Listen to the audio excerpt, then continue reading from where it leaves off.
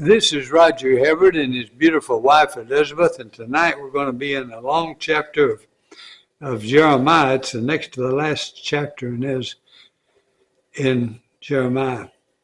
Thus, the 51st chapter. Thus says the Lord, Behold, I will stir up the spirit of a destroyer against Babylon, against the inhabitants of the inhabitants of Leb-Kameh, you might say. And I will send to Babylon winnowers, and they shall winnow her, and they shall empty her land. When they come against her from every side on the day of trouble, let not the archer bend his bow, and let him not stand up in his armor. Spare not her young men, devote to destruction all her army. They shall fall down slain in the land of the Chaldeans, and wounded in her streets. For Israel and Judah have not been forsaken by their God and the Lord of hosts. But the land of the Chaldeans is full of guilt against the Holy One of Israel. Flee from the midst of Babylon. Let every one save his life. Be not cut off in her punishment. For this is the time of the Lord's vengeance, the repayment he is tendering her. Babylon was a golden cup in the Lord's hand, making all the earth drunken. The nations drank of her wine. Therefore the nations were mad. Suddenly Babylon has fallen and been broken. Wail for her. Take balm for her pain. Perhaps she may be healed.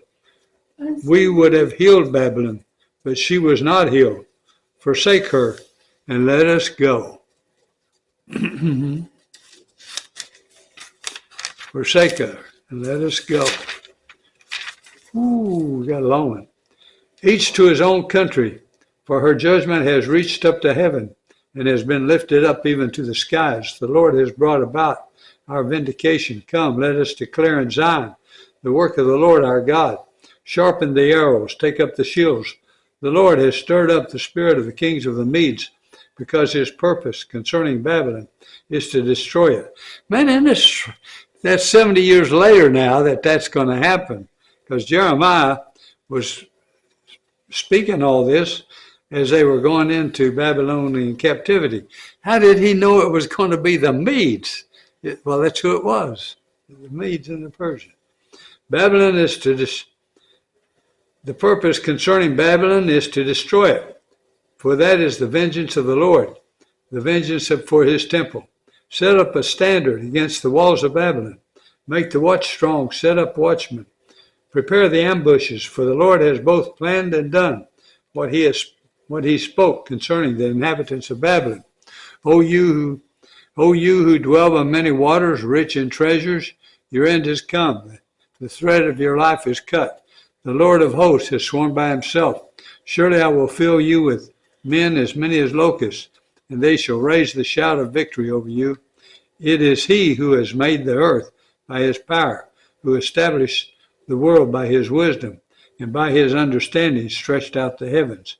When he utters his voice, there is a tumult of waters in the heavens, and he makes the mist rise from the ends of the earth. He makes lightnings for the rain, and he brings forth the wind from his storehouses. Every man is stupid and without knowledge. Every goldsmith is put to shame by his idols, for his images are false, and there is no breath in them. They are worthless, a work of delusion. At the time of their punishment they shall perish.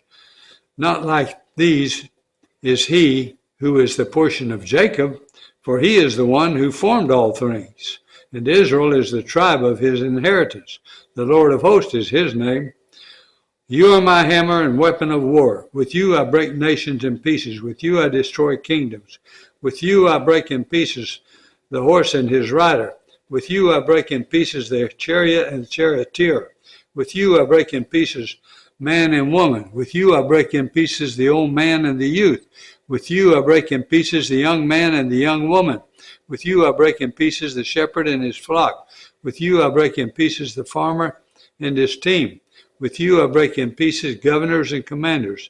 I will repay Babylon and all the inhabitants of Chaldea before your very eyes for all the evil that has that they have done in Zion, declares the Lord. Behold, I am against you, O destroying mountain, declares the Lord, which destroys the whole earth. I will stretch out my hand against you and roll you down from the crags and make you a burnt mountain. No stone shall be taken from you for a corner, and no stone for a, wow, is this a long chapter? No stone for a foundation, but you shall be perpetual waste, declares the Lord. Set up a standard on the earth, blow the trumpet among the nations. Prepare the nations for war against her. Summon against her the kingdoms, Erat, Mene, and Ashkenaz. Appoint a marshal against her. Bring up horses like bristling locusts. Prepare the nations for war against her. The kings of the Medes with the governors and deputies in every land under their dominion. The land trembles and writhes in pains, for the Lord's purpose against Babylon stands, to make the land of Babylon desolation without inhabitant. The warriors of Babylon have ceased fighting. They remain in their strongholds. Their strength has failed. They have become like women. Her dwellings are on fire. Her bars are broken. One runner runs to meet another, and one messenger is to meet another, to tell the king of Babylon that his city is taken on every side. The fords have been seized. The marshes are burned with fire, and the soldiers are in panic. For thus says the Lord of hosts, the God of Israel, the daughter of Babylon is like a threshing floor at the time when it is trodden. Yet a little while, and the time of her harvest will come. Nebuchadnezzar, king of Babylon, has devoured me. He has crushed me. He has made me an empty vessel. He has swallowed me like a monster. He has filled his stomach with delicacies. He has wrenched me out. The violence done to me and to my kinsmen be upon Babylon. Let the inhabitant of Zion say, my blood be upon the inhabitants of Chaldea. Let Jerusalem say, therefore thus says the Lord, behold, I will plead your cause and take vengeance for you. I will dry up her sea and make her fountain dry, and Babylon shall become a heap of ruins, the haunt of jackals, a horror, and a hissing without inhabitant. They shall roar together like lions. They shall growl like lions' cubs, while they are inflamed. I will prepare them a feast and make them drunk, that they may become merry. Then sleep perpetual sleep, and not wake, declares the Lord. I will bring them down like lambs to the slaughter, like rams and male goats. How Babylon is taken, the praise of the whole earth ceased. How Babylon has become a horror among the nations. The sea has come up on Babylon. She is covered with tumultuous waves. Her cities have become a horror, a land of drought and a desert.